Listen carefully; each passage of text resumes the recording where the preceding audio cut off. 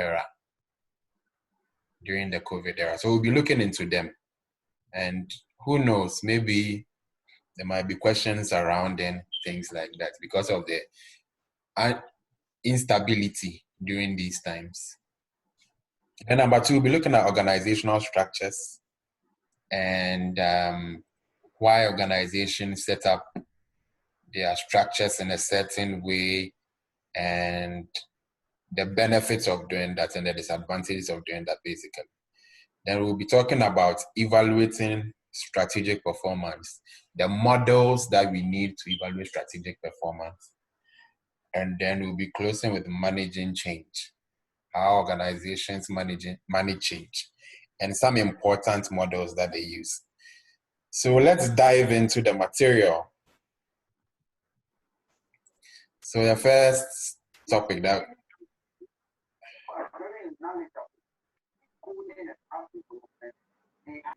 please, someone's microphone is on. So it's kind of like distracting. I wish I could mute everyone.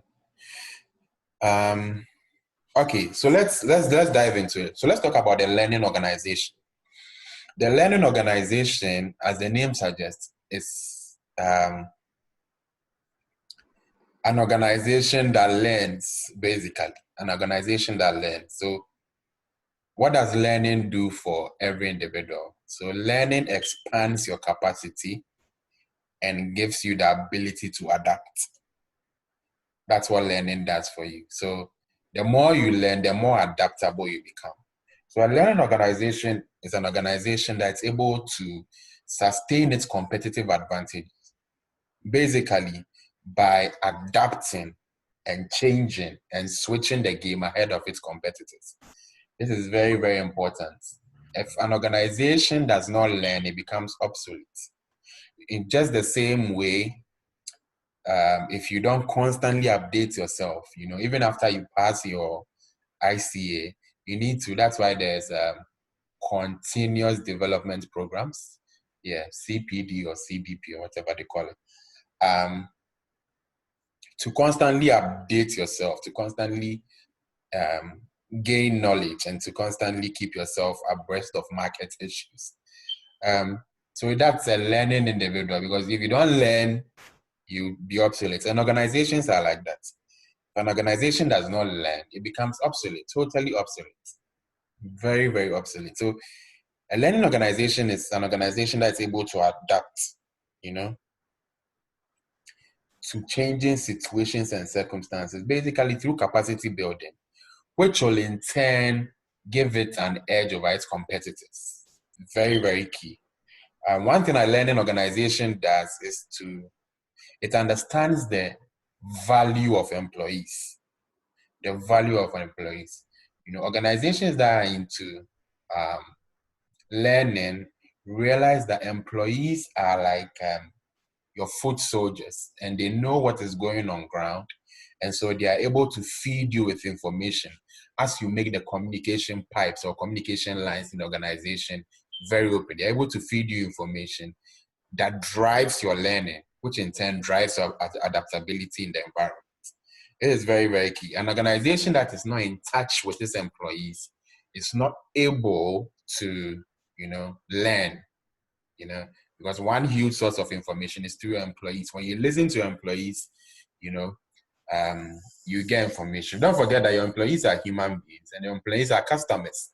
And your employees live day-to-day lives, like day-to-day lives on themselves, on their own. And so they interact with society, they have family. And so if you rely on them to get information, you can get some really, really good information. So there are some key definitions that people have talked about, which I would like to highlight 2 of them. So when you think about a learning organization, one says a learning organization is an organization that facilitates the learning of its members and continually transforms itself. So it's basically an organization that ensures that its employees or its members are constantly learning. An organization that places value on training, because it knows that they can't expect an output from the organization without an investment of knowledge into their people. This is very, very, very important. That's why when you go to institutions like Google, they place a high premium, on employees, on people, and making people learn, making people become more valuable. Because in the end,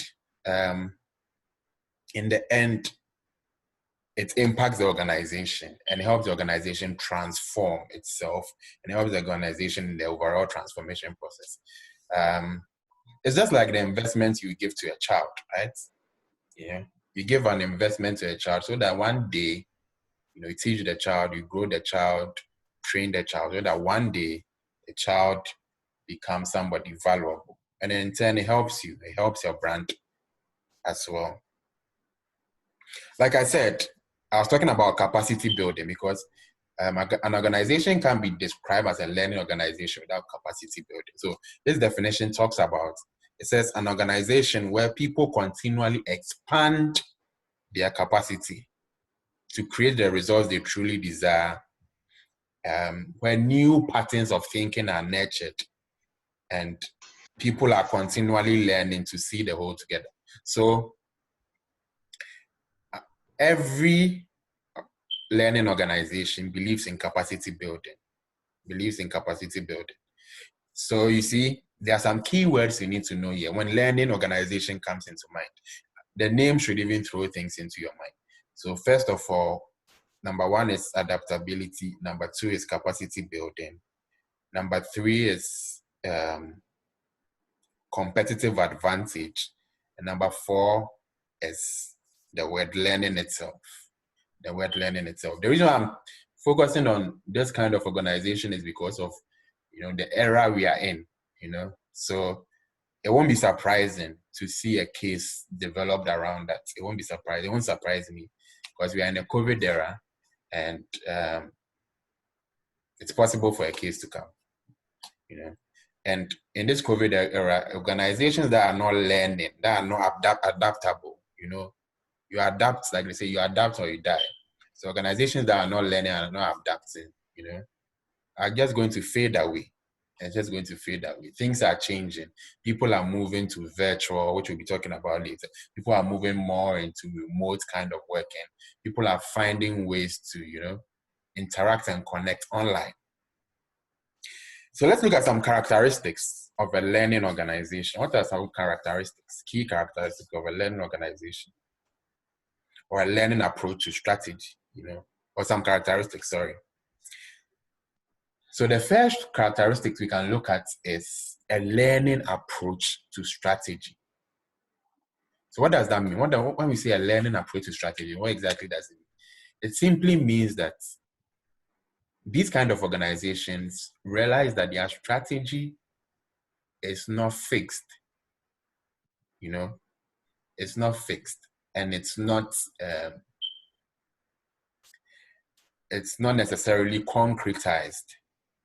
And they know that their strategy evolves because of the constant learning process they are engaged in.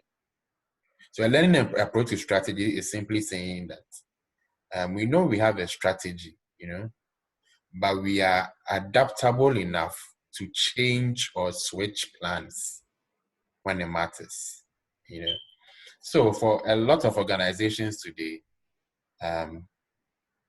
they are moving, to virtual stuff, to virtual kind of working. It might not have been in the plan because usually you would want to have face-to-face interactions with people. So even consulting firms where people would want to go to their clients, have interaction with clients, because they feel like that's a faster way to get feedback.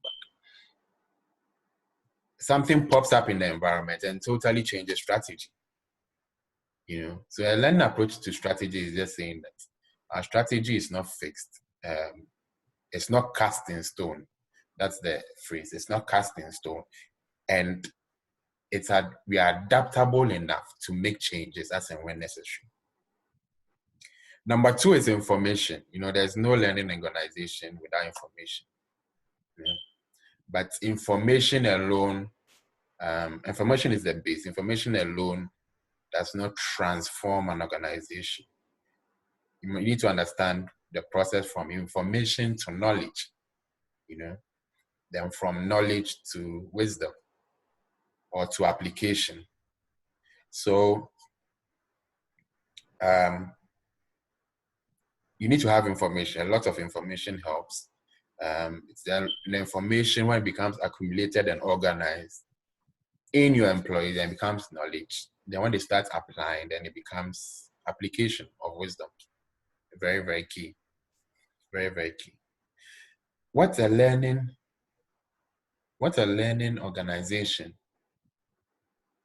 What a learning organization really, really loves to engage in is participative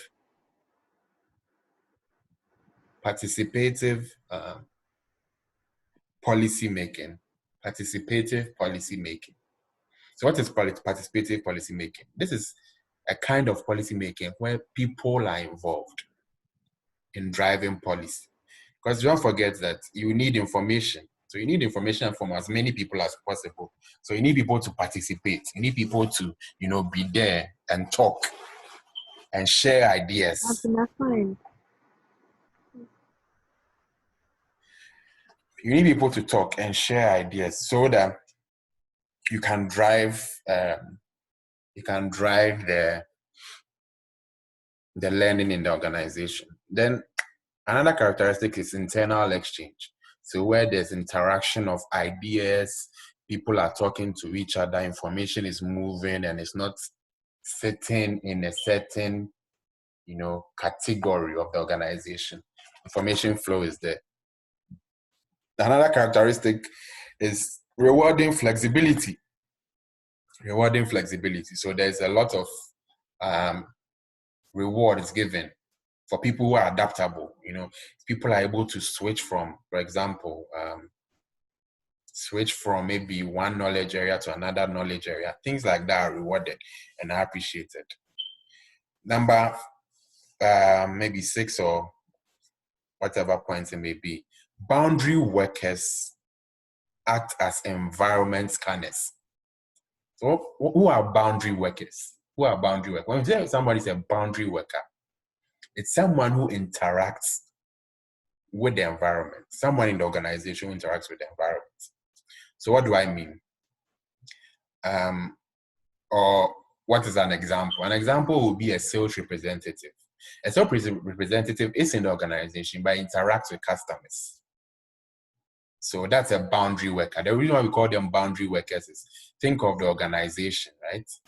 And the fact that it has boundaries around it, right? And think of the external environment outside. So they are kind of at the gates between the organization and the external environment. That's why they are called boundary workers. They're on the boundary. So a typical example is a sales representative. So boundary workers must act as environment scanners. So what does it mean? So because they are interacting with, the environment, customers, they must pick learnings from those interactions and feed the organization with it. So a typical example is, for example, when I used to work in telecoms, that happened a lot. Finance people are not your typical boundary workers because finance people don't go out. The sales people that go out. So anytime we have commercial meetings, the sales people are able to give us perspective in terms of, they are on the ground, undertakings or rudiments as they go to sell maybe SIM cards or whatever it is. So they are able to give us perspective because we don't speak to customers as much. So these boundary workers, and when they give us that information, these are learnings. We learn from it and we know how to position ourselves. And learning organization, another characteristic is intercompany learning. So you also learn from other people in your industry. Another characteristic, again, is enabling structures. enabling structures. So the word enabling here is used as an adjective, not a verb. Structures that are enabling. So enabling is describing the structure. So when we say enabling structures, a structure that allows people to learn, allows people to go out and fish for information, a structure that allows people to feel free to share ideas. You know, there are some organizations where things are very centralized, and so people at the bottom are not really regarded, and so that's not an enabling structure, an enabling atmosphere. It's just like a family where maybe kids are not allowed to talk. Yeah, so the atmosphere is not enabling. Another tip here, or characteristics we have here, is the learning climate. So the learning climate is connected to enabling structures. So if the structure is enabling, there will be a learning atmosphere, a learning climate. People would, the general mood is learning. So you see one person, maybe a finance person, learning from HR, trying to get perspective on what they are trying to do. A finance person even going out to talk to a customer if need be. A salesperson talking to customers, salespeople interacting with finance people. There's a learning climate. People want to learn. People want to share ideas. People want to know more. The another characteristic of a learning organization is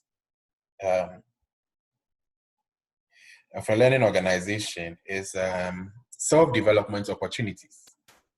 There are opportunities to develop, because these organizations understand that a critical part of learning is development, self-development, and so even in how they promote people, even in how they promote people, and also ensure that people can learn from other departments and go for rotations, in other departments and go and learn, in those organizations, you typically see organizations help the employees to develop skill sets. So there's a lot of lateral movement. When I say lateral movement, not necessarily horizontal, where people are promoted from a lower role to a higher role, but people are moved laterally, so from one role to another similar role to develop a skill set, and it gives them learning. It gives them learning, and it really, really, it gives them perspective. It helps them to learn, basically. Okay, so then let's talk about the virtual organization. The reason why I'm touching on this is because of these are critical during these uncertain COVID-19 era times. Explanation.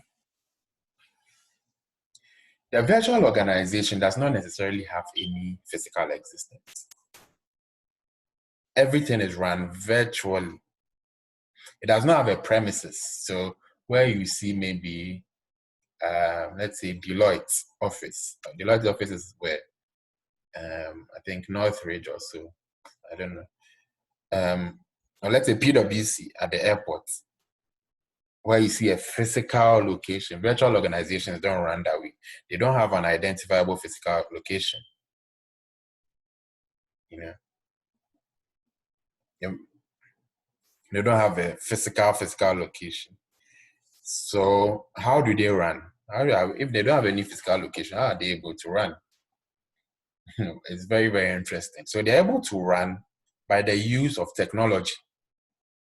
They rely on technology a lot. So their IT systems and communication networks help them to operate.